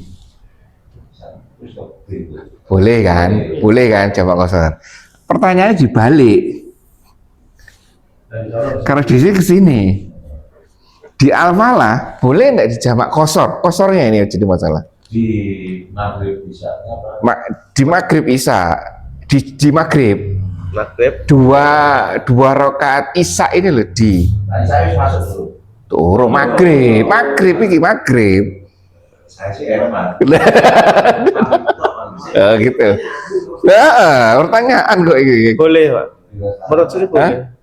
Secara syaratnya boleh. Boleh. Iya. Iya boleh. Jadi 85 kilo itu dihitung dari perjalanan kita. Bukan dari depan itu rumah kita. Kan lebih dekat kepada rumah kita. Itu prosesnya. Maksudnya itu. Jadi yang dihitung itu kita sudah perjalanan lagi 80 lebih dari 85 kilo. Nyampe prosesnya. Karena ada alasan misalkan tol ya, tol yang tengah dari Madiun ke Surabaya, nanti tol terakhir aja, rest area terakhir. Lu kan rest area terakhir kan tidak sampai 85 kilo dari rumah, Iya. ya kan? Oh, tidak apa-apa kita perjalanan di belakang kok, kita sudah lebih dari 100 kilo di belakang. Nah itu loh maksudnya, ya. 85 kilo ini Dari awal berapa? kita Start. Kita lewati atau kita pikir perjalanan Enggak, kita lewati. Saya kita lewati. saya yang kereta maghrib di rumah. Tapi itu kereta pasar turi berangkat sebelum bisa. Iya. Kita nggak ada Yes, mau salatnya. perjalanan pemepet. Saya kebiasaannya jamak kosong. Dari rumah. Karena saya nanti Iya. tidak lewati bisa. Jelas itu. Karena sholat isya di satu menurut Pak Chandra lingkungan tidak mendukung lah ya kan, lingkungan sholat di di kereta kan tidak mendukung. Yes, yang ini hadapnya gimana ya kan? Boleh enggak kita pertanyaannya kan kosornya ini kan pertanyaan. Nah, kosor lah, jamak kosornya kan. Kalau jamak di rumah, kalau seperti itu, yes, boleh. Hanya saja kan tadi safar kan. Kalau bisa keluar ke sini, sholat jamak kosor, jamaknya itu di sini. Kalau jamak ini dulu ya, jadi 3, 4. Ini ya, nah ini boleh, tidak masalah keluar di sini. Permasalahannya kosornya kan. Kalau 32 gimana? Bukan 34. Itulah. Kalau 34 kan tidak masalah kan? Selesai kan masalahnya. Kalau 32 gimana? Kalau saya enggak, karena belum 85 kilo ini. Jadi gimana ya? 3, 4. Dan usahakan keluar, tidak di rumah. Walaupun nanti coba dibaca Andika, kalau safar boleh di rumah, silakan, enggak apa-apa. Keluar dari rumah, ke sini. Ya. Sebaiknya langsung keluar.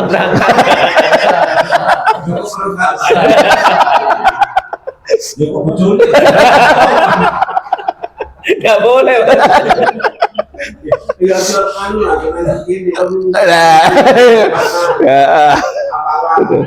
Usahakan seperti itu. Pasar Turi. Turi ada masjidnya. Pasar Turi ya. Perjalanannya kan tidak bisa diprediksi toh. Jangan mepet. Itu supaya tenang. Bisa jamak di rumah. Bisa jamak di rumah. Ada niat untuk Safar. Oh iya, enggak apa-apa. Oke, nah, jadi ada tuh di jamak di rumah, enggak apa-apa. Kosornya yang enggak boleh. Terus perkara tadi yang sholat di Al-Falah itu nanti saya hubungkan ke yang niat itu tadi. Kalau niatnya kita tuh mengkosor di situ karena ada pembolehan, enggak apa-apa. Tapi kalau niatnya nanti plus, wah kebetulan nih saya malas kalau sholat malam. Nah, makanya itu semua harus berdasarkan reason dah, alasan itu semuanya itu. Cocok nih sholat doang. Kita ini ringan, aktivitas ibadah kita itu aja, jangan diringankan itu aja. selama ini saya kosong. Apakah saya harus memfoto kekurangannya? Istighfar aja. Istighfar aja. Tahu, dulu saya tiap minggu itu dulu PJK. Pulang. Ya, Jakarta Surabaya. itu juga saya melakukan seperti yang namanya Pak Chandra itu. Di rumah? Enggak. Di apa? Ya di rumah dulu. Di rumah Terus habis itu di stasiun itu bahkan saya mengkosor. Bahkan pernah kebetulan waktu itu di Gambir itu ada yang datengin saya. Mas, kalau Masnya ternyata jam berapa ditanya gitu. Nanti Pak jam 9. Nanti Pak sebelum Isya misalnya gitu. Kalau bisa jangan dikosor dulu kalau masih mampu. Di jamak aja gitu. Ada yang terus dia jelasin gitu, tak pikir oh iya masuk akal. Jadi akhirnya saya lakukan adalah saya nggak pernah ke kosornya bahkan saya nggak mengkosor gitu, saya menjamak terus. Jadi karena kereta saya pasti adzan itu sudah di kereta, adzan isya pasti di kereta. Jadi sholatnya ya cuman maghrib ikut jemaah, habis itu langsung nambah 4 gitu. Ambil kehati-hatiannya aja sih. Gitu. Karena itu kosornya itu belum memenuhi syaratnya. Kan orang nggak tahu awalnya, tapi kan setelah ditegur orang, iya juga. Iya, benar. Oke, kita belajar pelan-pelan gitu. Kalau enggak, terus melakukan sesuatu, dengan melakukan sesuatu itu ingat terus. Kayak nerangkan ke Pak Manto ya, Pak Manto jarang safar ya, lupa ya, besok lupa lagi. Gitu. Kalau melakukan enak, ini praktek tuh gampang. Baik, sampai sini. Ada yang sampaikan lagi? Nanti kita lanjutkan. Lanjutkan next. Masalah fikih, panjang masalah fikih. Itu yang pokok-pokok saja yang kita pelajari di sini, tidak sampai mendetail, sehingga tetap memberikan celah untuk kita belajar masing-masing sesuai dengan kemampuan kita. Kurang lebihnya saya maaf. Kita tutup majelis kita ini dengan bacaan hamdalah dan doa menutup majelis. Alhamdulillahirabbil alamin. Subhanakallahumma wa bihamdika asyhadu an la ilaha illa anta astaghfiruka wa atubu ilaik. Assalamualaikum warahmatullahi wabarakatuh.